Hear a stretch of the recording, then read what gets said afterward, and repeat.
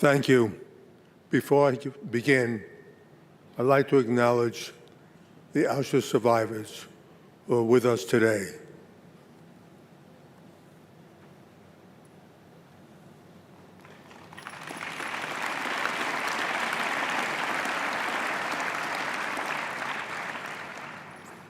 And the leaders of more than 50 countries, royal families, and heads of state who came here today to honor the memory of those who died here. Thank you.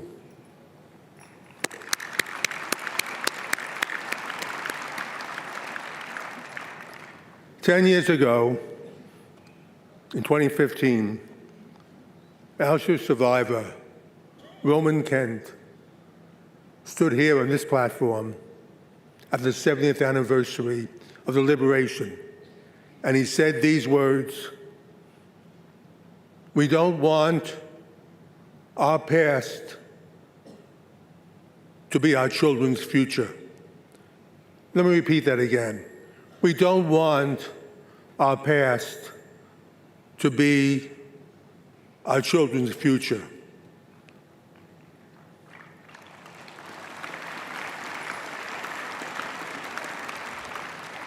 Roman Kent died 6 years later, but his words haunt us today, because if Roman Kent were here and saw what was happening to the Jewish people around the world in 2025, he would cry. It's hard for us to believe what we see today, the sudden violence of hatred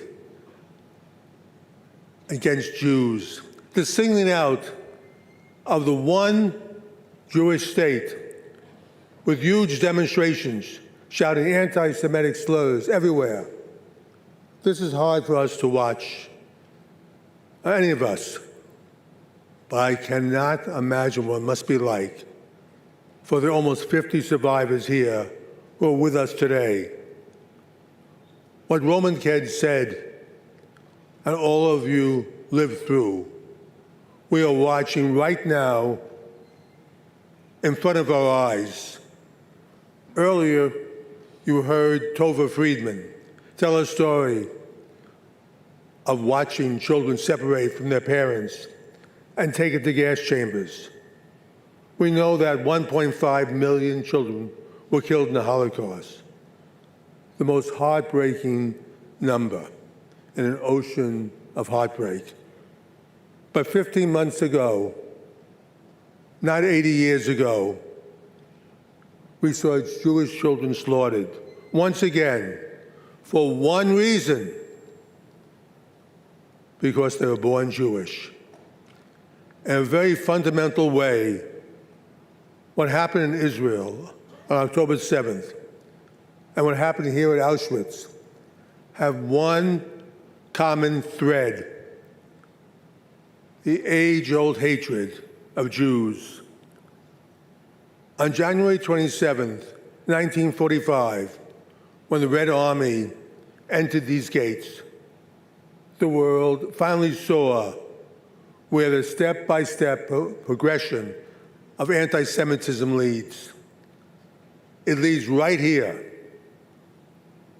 The gas chambers, the piles of bodies, and the horrors within these gates.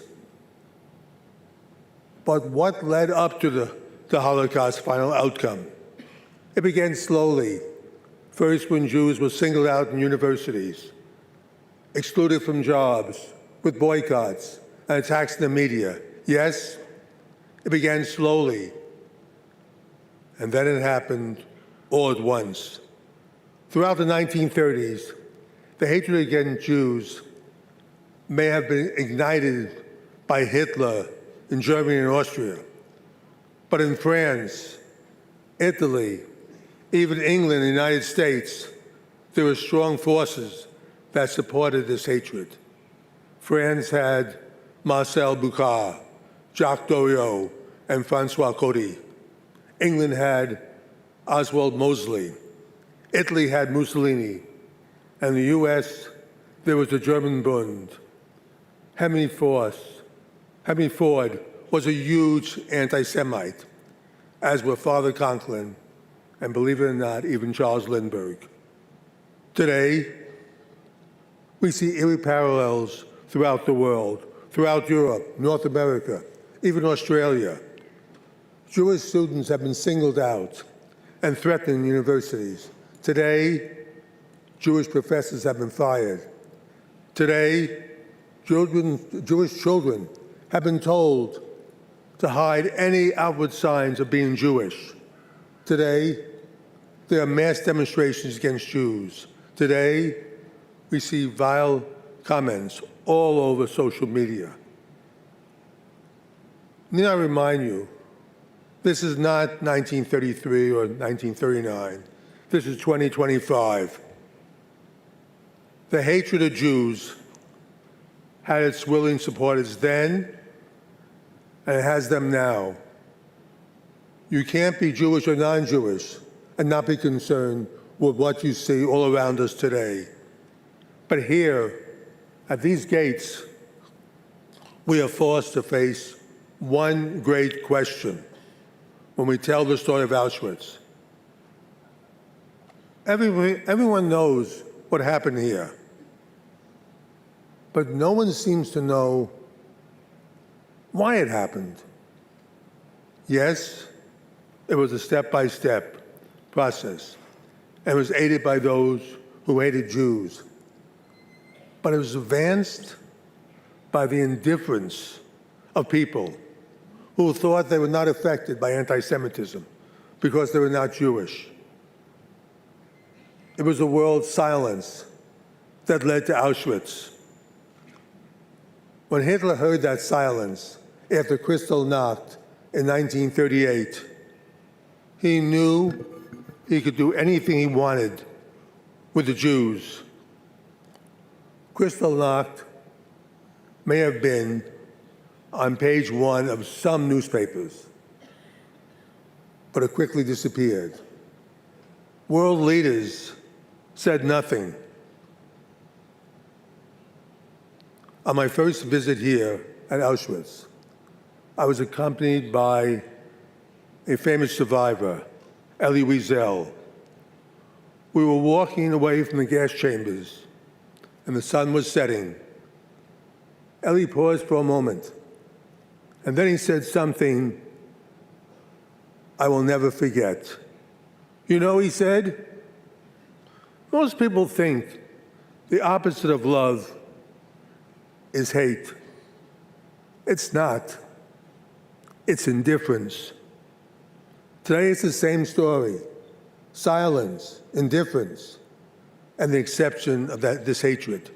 So today, all of us must take a pledge to never be silent when it comes to anti-Semitism, or for that matter, any other hatred.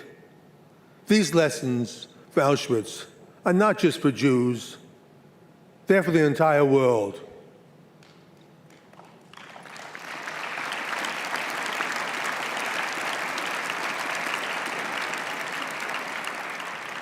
That's because Jews are the canaries in the coal mine.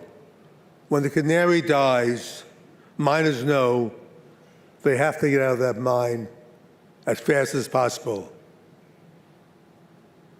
That canary died 15 months ago on October 7th. And that is the most consequential warning for the entire world. Yes,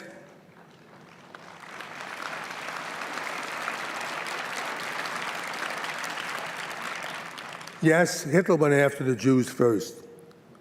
But when it was all over, more than 60 million human beings were dead. And this continent lay in ruins. Over 1 million Jews were killed here at Auschwitz. But they were not alone. 70,000 Polish Christians who thought they might be safe were also murdered right here, along with the others. When I spoke here 5 and 10 years ago, I talked about the horrors that Jewish survivors lived through. But I always spoke about it in the past, It never occurred to me that this could happen again. Of course, I'm not talking about gas chambers, but attacks on the Jewish people, the boycotts, the targeting, the exclusion could not be more real. And yes, they are really happening. But here is a crucial point. These attacks are not just targeting Jews. They are attacking Judeo-Christian beliefs, which is the bedrock of Western civilization. When we hear the chants like globalized intifada or death to Israel, what they are really saying is death to Western civilization. How do you stop this? Today, we have a generation that is led by social media, indoctrinated by activist teachers, and aided by a complacent population. They're complacent because they don't see it as their problem. But please believe me, it is all of our problems. Today in the US, 87% of Americans 30 and over fully support Israel's right to exist, just as every other country has exactly the same numbers. But for Americans under 30, the number drops to 40%. No right to exist? Almost half of all younger Americans don't believe Israel has a right to exist. And they are our future leaders. Let me tell you, this is not just happening in America. It is happening to young people in every single country that is represented here. Just as in my country, young people are getting most of their information from social media, and that is dangerous. Education, serious, honest education, is the only way to correct this, and that won't be easy. Entire institutions will have to be overhauled and corrected, and that goes for the media as well. Keeping opinions out of news would be a good start. So today,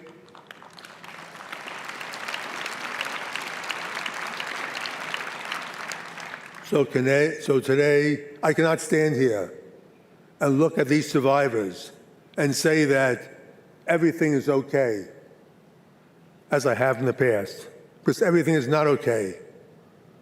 Roman Kent's words haunt us. So let today be the day we all of us, world leaders and ordinary citizens, Jewish and non-Jewish, old and young, make a solemn pledge to stop this now before it's too late. We must, you must, and that's every one of your countries. No hatred of Jewish people or any people is tolerated at all. Remember,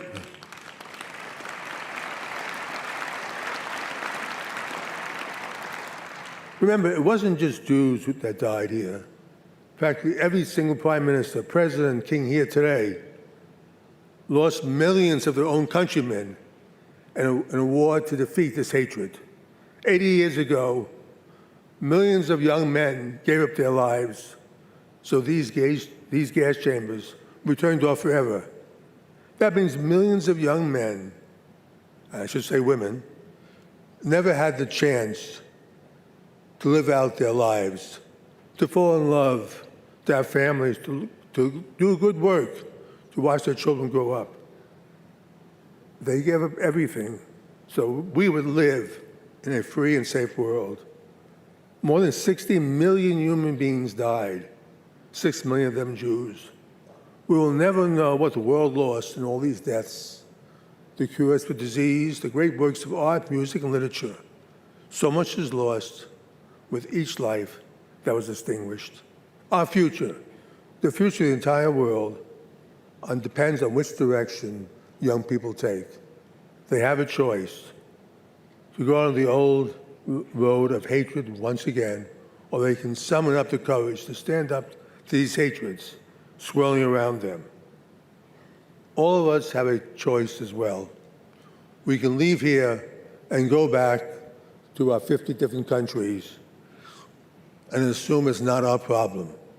Or we can leave here united in our determination to stop this hate rising up in our world, united in our determination to guide our young people in the right direction, united as one.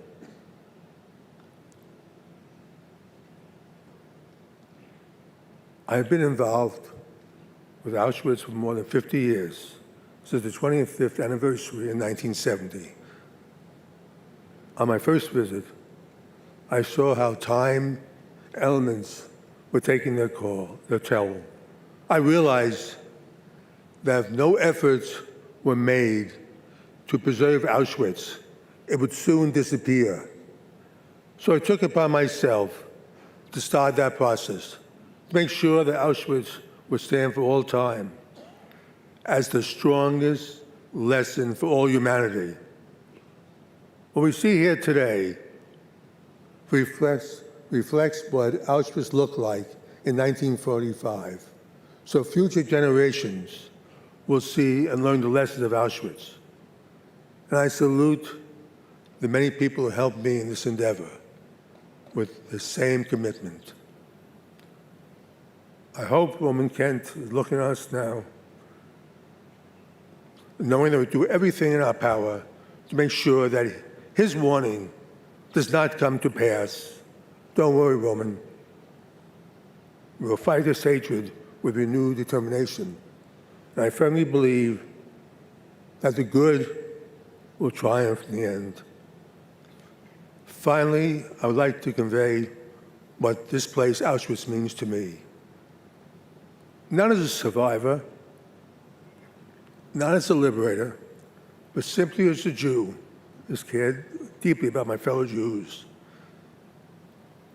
On that first visit here so long ago, I was struck by a thought that every Jew must have when they come to Auschwitz. What if I'd been born in Budapest in 1944, where my grandparents came from, instead of New York, where they settled? What would have happened to me?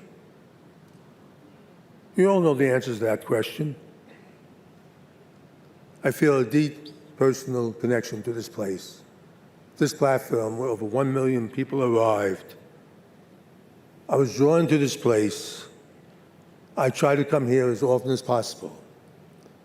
Every visit, I would always stop at the train station on Avincian and buy flowers.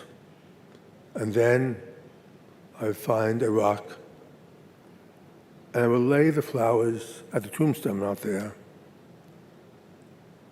I would put the rock on top of the memorial that many of us have done for more than 1 million men, women, and children whose souls swirl around us.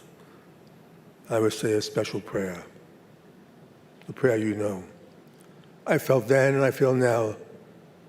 I tie to each one of them. It's hard to explain, but it's profound, and it's a major part of who I am. I've spoken here in past commemorations. Today, I must be realistic. This may well be the last commemoration, and also that I will speak at. But I leave today with the understanding I did my best. I did my utmost to be worthy of the memory of all those who were lost there. I tried my best. Hope I was worthy.